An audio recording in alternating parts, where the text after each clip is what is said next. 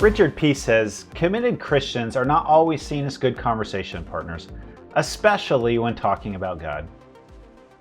We as Christians need to relearn how to talk about our faith. We need to relearn how to have deep and meaningful conversations.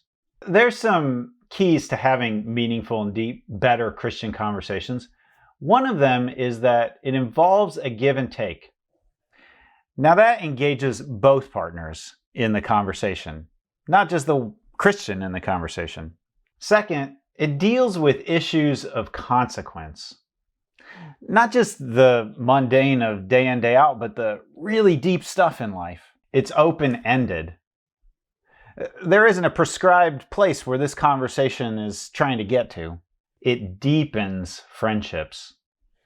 Rather than driving people apart, it changes people.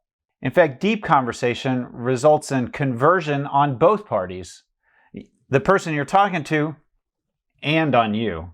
Now, this is a far cry from what Christians tend to think of when they hear the terms witness or evangelism.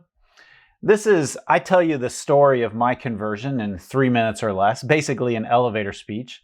I give you a brief presentation of the gospel with a chart included, and at the end, well, there's a call to commitment. A challenge to accept Christ here and now, right this second. Do it. We're starting a new series today called Holy Conversations based on a book called Holy Conversation by Richard Peace. He's a professor of evangelism and spiritual formation at Fuller Seminary. And we're going to spend 4 weeks on talking about sharing our faith, about, well, really learning how to become good Christian conversationalists, to have better Christian conversations, to be good Christian conversation partners. Richard Peace says, what had once been the glorious art of Christian conversation has been reduced down to a kind of telemarketing campaign for Jesus.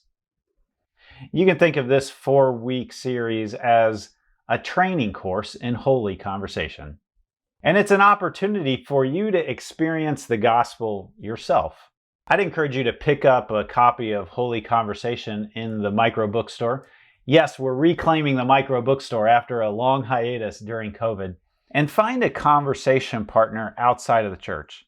Someone who maybe considers themselves a Christian or not.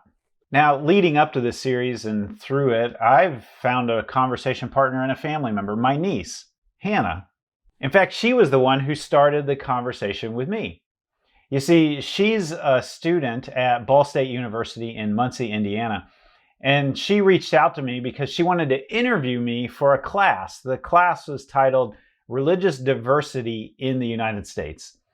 And she wanted to see how things worked for me when it came, especially to some of the big issues of the day around gender and sexuality and race and so on.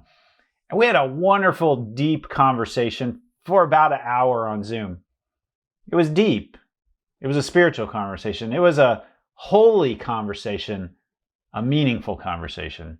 Now we're going to be practicing this sort of conversation here through this series, especially in the chat.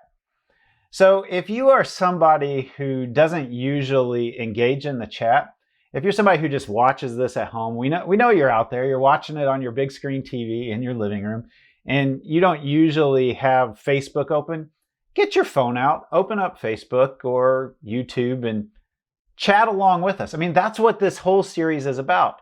It's about having holy conversations. So we have a conversation starter right here off the bat for you. Let's talk about this in the chat, or if you're in the studio, turn to the person next to you and answer this question. What's been your experience, the good, the bad, and the ugly, with having conversations about God? Let's talk about that.